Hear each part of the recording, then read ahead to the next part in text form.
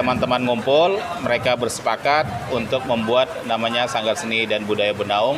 Dan alhamdulillah aktivitas kita hari ini di sini ini dalam rangka untuk memfasilitasi teman-teman seniman membuat panggung. Karena menurut saya seniman itu harus ada panggung. Iya.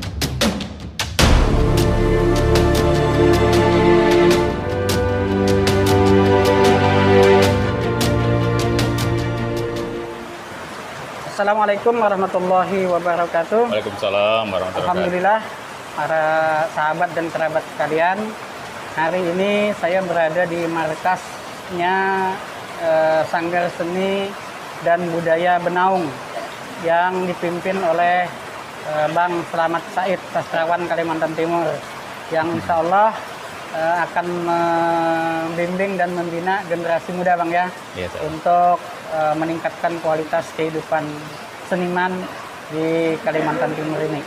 Baik pemirsa, saya langsung saja bertanya-tanya dengan beliau. Yang pertama yang saya tanyakan, bagaimana sih, Bang, sejarah terbentuknya Sanggar Seni Benaung ini? Ya, sejarahnya karena ini kan terkait dengan saya sendiri kan menyukai seni. Ya. Dalam hal ini secara khusus adalah seni sastra.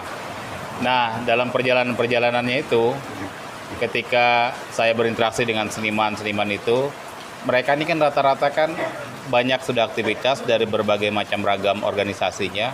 Tetapi yang saya lihat itu belum secara maksimal karena terkendalanya tempat wadah. Nah, alhamdulillah tempat saya ini ada ukuran 5x10, sudah eksis sejak 2008. Cuma jadi tempat ngaji kayaknya nih. Ya, tempat anak-anak belajar. Nah, terus saya pikir kenapa tidak dimanfaatkan saja gitu loh. Nah, akhirnya teman-teman ngumpul, mereka bersepakat untuk membuat namanya Sanggar Seni dan Budaya Benaung.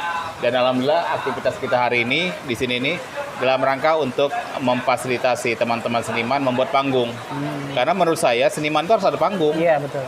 Begitu, sekalipun kami udah di tempat ini, tapi kami ingin lebih maksimalkan lagi dengan membuat panggung. Kebetulan ada space tanah, jadi kita bikin 4x5, ya, jadi di bar 5 lah. Insya Allah anak-anak tarian, segala teater itu memungkinkan. Nah, ini minta bocorannya nih, Bang. Biasa kan yang namanya kegiatan itu pasti ada perlu biaya nih.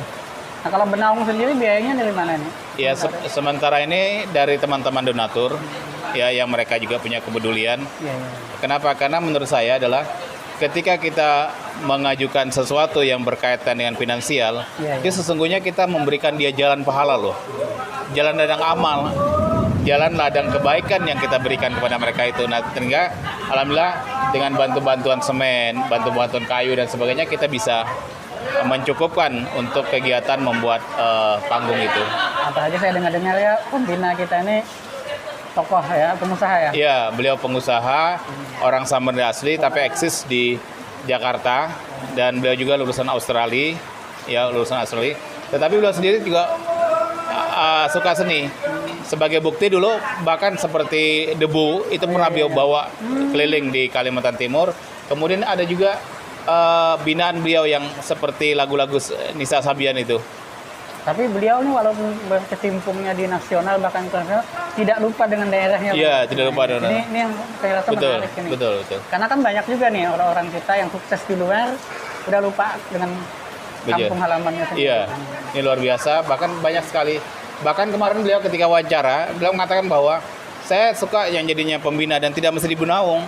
Di lain pun kalau misalnya itu ada kaitan-kaitan dengan masalah-masalah itu, beliau siap dengan Erwin Foundation-nya itu. Erwin Foundation-nya itu gitu. Nah, kalau senimannya sendiri, Bang, yang bergabung di Benaung ini siapa aja nih yang tokoh-tokohnya? Tokoh-tokohnya saya yang gabung itu ada representasi dari teman-teman format, kemudian ada juga dari Teater Mahakam, ya, kemudian Bang Sabir sendiri ini.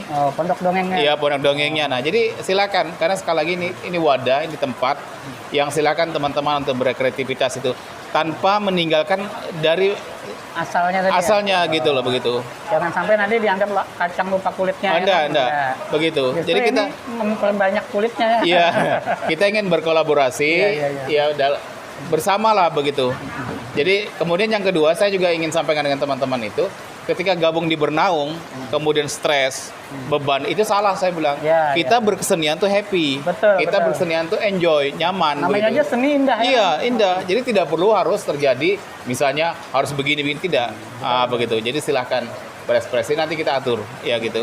Bahkan mungkin dengan berkumpul ini bisa saling melengkapi Bang. Iya, saling melengkapi. Nah, saya berprinsip kita tuh saling menguatkan dan kalau bisa tuh saling memakmurkan. Betul.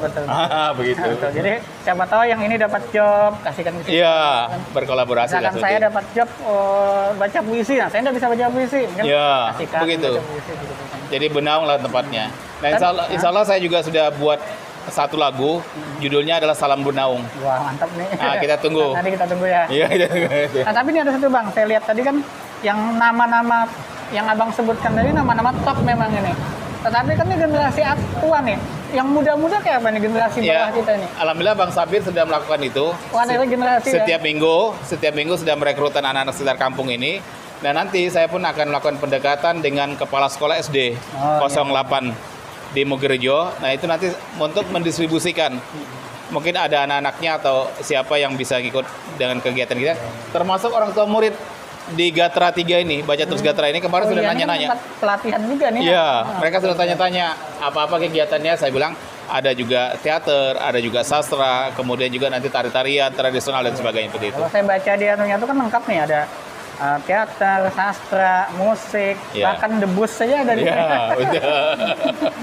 Iya. Nah, jadi mudah-mudahan ini jadi kontribusi kita Bang ya buat masyarakat kita Indonesia dan khususnya lagi Kalimantan Timur ini. Betul.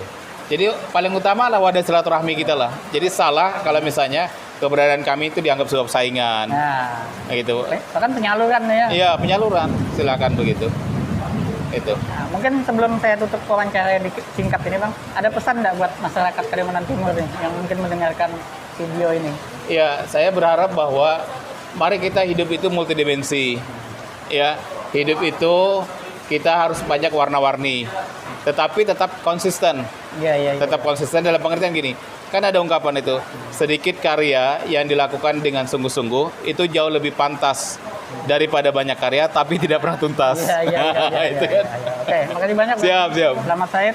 Pemirsa yang dirahmati Allah Subhanahu wa taala, ini tadi wawancara saya dengan Bang Slamet Said. Saya sebetulnya lebih senang memanggil beliau Ustadz sama Said ya, karena background beliau adalah pondok pesantren dan sekolah yang akademik keagamaan. Tetapi karena di sini kita sebagai seniman kita panggil Bang aja. Baik, sampai jumpa dalam tayangan video saya yang lain. Assalamualaikum warahmatullahi wabarakatuh. Waalaikumsalam.